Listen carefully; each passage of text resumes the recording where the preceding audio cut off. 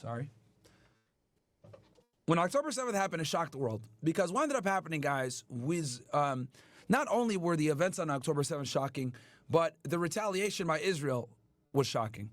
You know, we saw, you know, the rumors of the 40 beheaded babies, the mass graves, etc. Then information came out showing that a lot of that stuff was propaganda.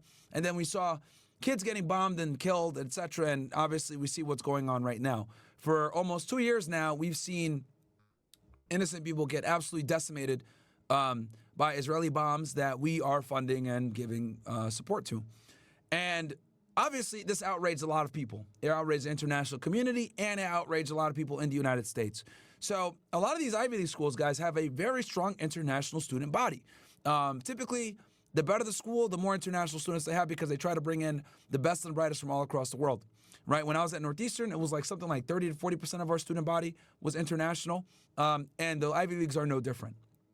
And the other thing I also want you guys to understand is that all across the world, people are kind of aware of Zionism and Israeli influence, etc. It's a very American thing to be unaware about this stuff, by the way. Like, the rest of the international community kind of knows that Palestine is occupied land. They understand how Israel is running a violent occupation against the Palestinian people, etc. It's only in America where we're kind of unaware of this shit. But obviously, October 7th woke a lot of people up.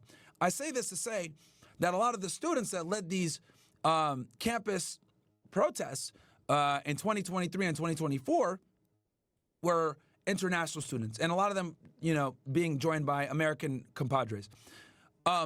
So in 2024, last year, there was a massive uptick in students protesting against what was going on in Gaza. Universities all across the country, whether it's Columbia, Harvard, Yale, you know, UCLA, etc. All the top schools pretty much had some type of presence when it came to these protests against what was going on in Gaza and the death and the destruction going on.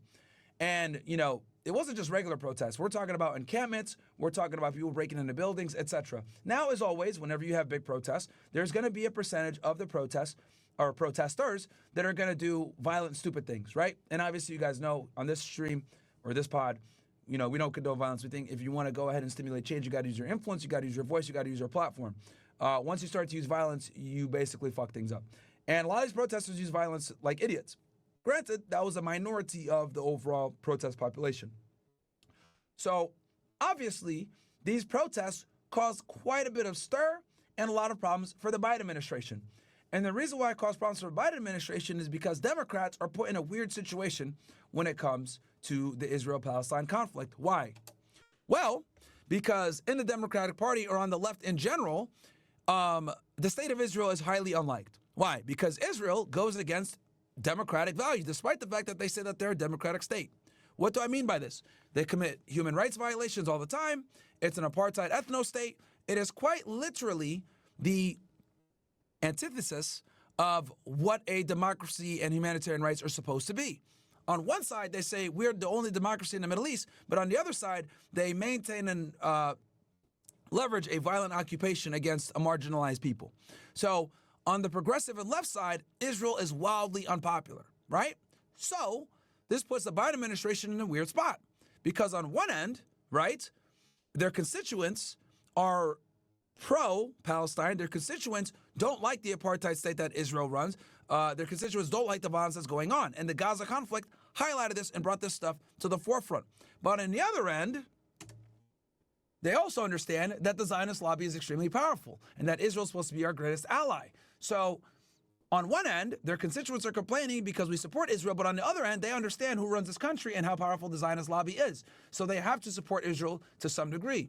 So what ended up happening by the Biden administration was this kind of 1 foot in, 1 foot out foreign policy when it came to supporting Israel.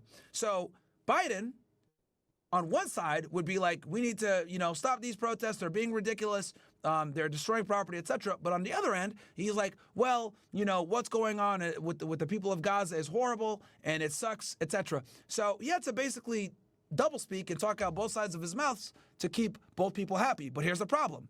By doing that, he, by playing this weird middle ground, he ended up making both parties angry and no one wanted to support him.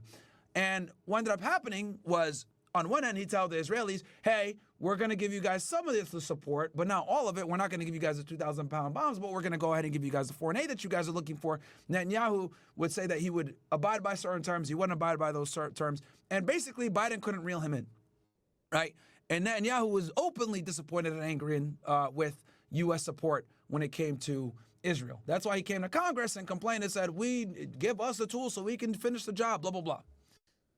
And then on top of that, the other reason why the Israelis were mad, because these college campus riots or protests were affecting Israel's public image in the United States, okay? Now, when it comes to Israel's public image in the United States, they need to protect that because they understand that they cannot maintain not even maintain, they can't acquire hegemony in the Middle East, right, without U.S. support. They need U.S. firepower. They need U.S. funding to be able to run the Middle East like they want. And if they don't get American support, they won't be able to do this, okay? So obviously to them, it's a big threat when you got college students protesting and waking more people up to what's going on in Israel. So while Netanyahu was fighting with the Biden administration to get resources, wealthy and influential Jewish Zionist billionaires like Bill Ackman were taking to the streets to support. What do I mean by this? Enter in Harvard University, okay? So Claudine Gay was the president of Harvard at the time when a lot of these protests were going on, okay? And Harvard University is pretty much the leader of the Ivy League.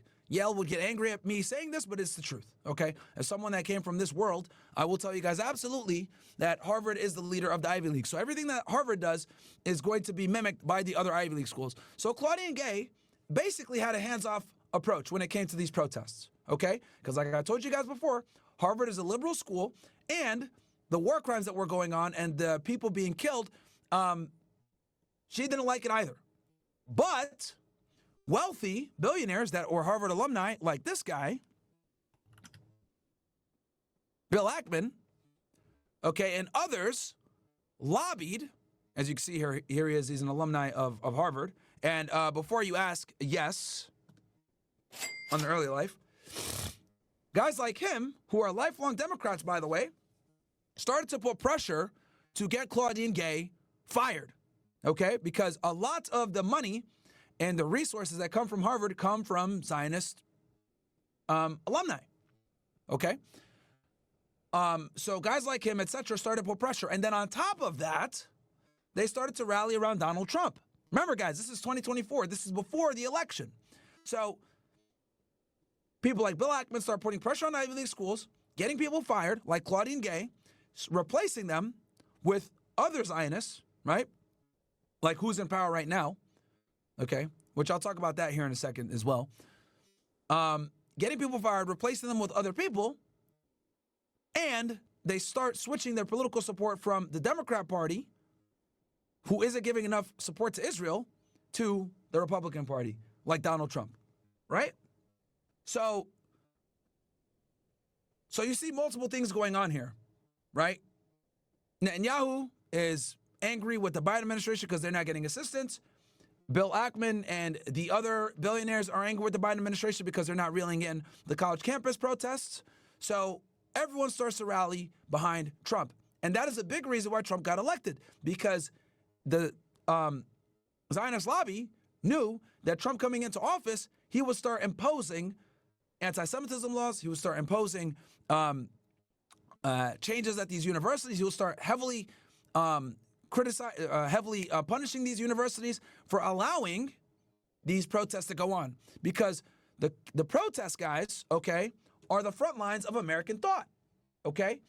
Because what ends up happening is the Zionist lobby, right, the ADL, these different organizations, they understand that for them to maintain influence in America, they need to continuously maintain a positive image in America. But if you got young students, TikTok, etc., coming in and saying, hey, Israel's in a parasitic apartheid state, blah, blah, blah, genocidal state, that's going to influence the youth to think negatively about Israel. Now, the reason why that's a problem is because these people are going to grow up, these people are going to become politicians, these guys are going to become wealthy, these guys are going to become successful, and they're not going to support the state of Israel. If they don't support the state of Israel and U.S. support wanes, Israel will not exist. Israel only exists because of American support.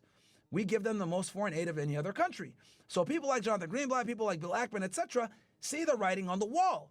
They realize, holy shit, if we don't reel this, what they call anti-Semitism on these college campuses in, it's going to spread like wildfire.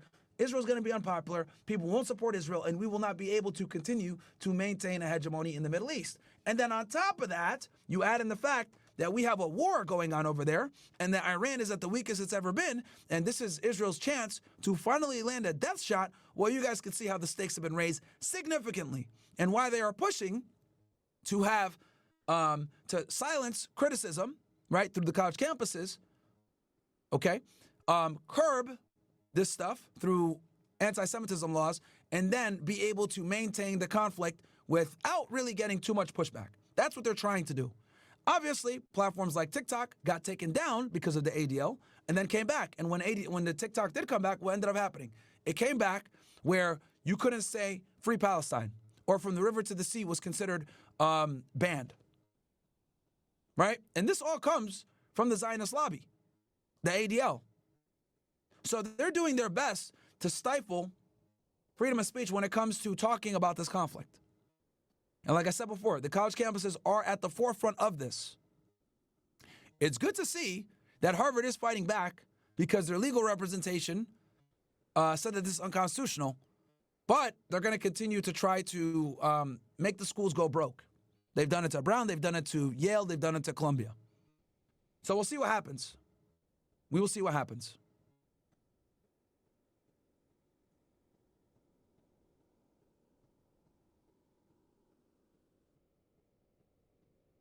Let's get to... Give me ones in the chat that makes sense for you guys. What the hell? Camera turn off. Sorry, chat.